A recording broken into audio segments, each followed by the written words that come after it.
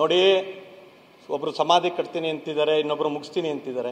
ಸ್ವಂತ ಶಕ್ತಿ ಮೇಲೆ ನಂಬಿಕೆ ಇಲ್ದೋದ್ರೆ ಬೇರೆಯವ್ರು ಮುಗಿಸ್ತಾರೆ ಅಂತೇಳಿ ಅನ್ಕೊಳ್ತಾರೆ. ನನ್ನ ಶಕ್ತಿ ಮೇಲೆ ನನಗೆ ನಂಬಿಕೆ ಇದ್ರೆ ಬೇರೆಯವ್ರು ಮುಗಿಸೋಕೆ ಬಂದರೆ ನಾನು ಉಳ್ಕೊಳ್ಳೋದೇ ರಾಜಕಾರಣ. ಆ ಕಲೆ ಗೊತ್ತಿದ್ರೆ ರಾಜಕಾರಣದಲ್ಲಿ ಇರಬೇಕು, ಇಲ್ಲ ಅಂತೇಳಿ ಹೇಳಿದ್ರೆ ಮನೇಲಿರಬೇಕು. ನನ್ನನ್ನು ರಾಜಕಾರಣ ಮಾಡುವಂತ ಬಂದು ಯಾರು ಹೇಳಿದಾರಾ? ನಾನು ಸೇವೆ ಮಾಡಬೇಕು, ಜನರ ಸೇವೆ ಮಾಡಬೇಕು, ಸಮಾಜಕ್ಕೆ ಕೆಲಸ ಮಾಡಬೇಕು ಅಂತೇಳಿ ಬಂದಿದ್ದೀನಿ. ಅದರ ನಡುವೆ ಎಲ್ಲ ರೀತಿಯಾದಂಥ ಸಂಘರ್ಷಗಳಿರುತ್ತೆ. ಆ ಸಂಘರ್ಷವನ್ನು ಮೀರಿ ಪಕ್ಷದಲ್ಲಿ ಉಳಿದು ಪಕ್ಷವನ್ನು ಕಟ್ಟಿ ಜನರ ಪ್ರೀತಿಯನ್ನು ಗೆಲ್ಲೋದೇ ರಾಜಕಾರಣ. ಆ ರಾಜಕಾರಣ ಎಲ್ಲರಿಗೂ ಗೊತ್ತಿದೆ. ಭಾಳ ಇನ್ನೋಸೆಂಟಾಗಿ ಮಾತನಾಡೋದು ಬೇಡ. ಅವ್ರವ್ರ ರಾಜಕಾರಣ ಅವ್ರು ಮಾಡಿದ್ದಾರೆ.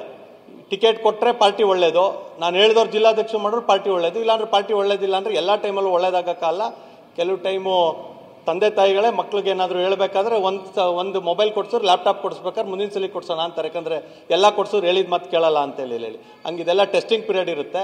ನಾಳೆ ನಾನಿವತ್ತು ಜನರಲ್ ಸೆಕ್ರೆಟರಿ ಇದ್ದೀನಿ, ನಾಳೆ ಯಾವುದೋ ಕಾರಣಕ್ಕೆ ನಾನು ಜನರಲ್ ಸೆಕ್ರೆಟರಿ ಬೇಡಪ್ಪ ನಿಮಗೆ ಬೇರೆಯವ್ರಿಗೆ ಅವಕಾಶ ಕೊಡಬೇಕು ಅಂತೇಳಿ ಹೇಳಿದ್ರೆ ವಿಲ ಅಂತ ಸುಧಾಕರ್ ಅವ್ರಂಗೆ ಹಪಾಪಿತನ ಮಾಡೋಕ್ಕಾಗುತ್ತಾ? ಸಮಾಧಾನವಾಗಿರಬೇಕು. ರಾಜಕಾರಣದಲ್ಲಿ ಅತ್ಯಂತ ಅವಶ್ಯಕವಾಗಿರುವಂಥ ವಿಚಾರ ಯಾವ್ದಾರು ಇದ್ದರೆ ಅದು ಸಮಾಧಾನ. ಆ ಸಮಾಧಾನ ಸುಧಾಕರ್ ಅವ್ರಿಗಿರಲಿ. ಇದು ಯಾವುದು ಮೂವಿ ಅಲ್ಲ. ರಾತ್ರೋರಾತ್ರಿ MLA ಆದರು, ಮಂತ್ರಿ ಆದರು, ಅದಾದಮೇಲೆ ಮತ್ತೆ ಎಲೆಕ್ಷನ್ನಲ್ಲಿ ಇವ್ರಿಗೆ ಜಿಲ್ಲೆ ಪೂರ್ತಿ ಕೊಟ್ಟಂಥ ಸಂದರ್ಭದಲ್ಲಿ ಒಂದೇ ಒಂದು ಸೀಟು ಗೆಲ್ಸ್ಕೊಳ್ಳೋಕ್ಕಾಗಿಲ್ಲ. ಈಗ ವಿಜೇಂದ್ರ ಅವರ ಶಕ್ತಿ ಬಗ್ಗೆ ಮಾತನಾಡ್ತಾರೆ. Too early. ನಿಮ್ಮನ್ನು ಸೇರಿದಂತೆ ಎಲ್ಲರೂ ಸೇರಿ ಪಕ್ಷ ಕಟ್ಟೋಣ, ಒಟ್ಟಿಗೆ ಕೆಲಸ ಮಾಡೋಣ. ನೀವು ಹೇಳಿದ್ದನ್ನು ಕೇಳಲಿಲ್ಲ ಅಂದ ತಕ್ಷಣ ಪಕ್ಷದವ್ರು ಸರಿ ಇಲ್ಲ ಅಂತೇಳಿ ಹೇಳೋ ಮನೋಧೋರಣೆ ದಯಮಾಡಿ ಬದಲಾವಣೆ ಮಾಡ್ಕೊಳ್ಳಿ ಅಂತೇಳಿ ಅವ್ರ ಕಿವಿ ಮಾತು ಹೇಳ್ತೀನಿ. ಅವ್ರ ಮಾತೆತ್ತಿದ್ರು ದೊಡ್ಡವ್ರ ಹೆಸರು ಹೇಳ್ತಾರೆ.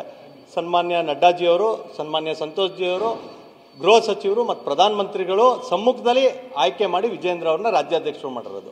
ಹಾಗಾಗಿ ಅವ್ರಿಗೆ ಗೌರವ ಕೊಡ್ತೀನಿ ಅಂತೇಳಿ ಹೇಳಿದ್ರೆ ವಿಜೇಂದ್ರ ಅವ್ರ ನಾಯಕತ್ವವನ್ನು ಒಪ್ಕೊಂಡು ಪಕ್ಷದಲ್ಲಿ ಕೆಲಸ ಮಾಡೋವಂಥದ್ದಾಗಲಿ ಅಂತೇಳಿ ಹೇಳಿ ಅವರಲ್ಲಿ ವಿನಂತಿ ಮಾಡ್ತೀನಿ. ಅವರು ಕೂಡ ಶಾಸಕರಾಗಿ ಒಳ್ಳೆಯ ಕೆಲಸವನ್ನು ಮಾಡಿದರು.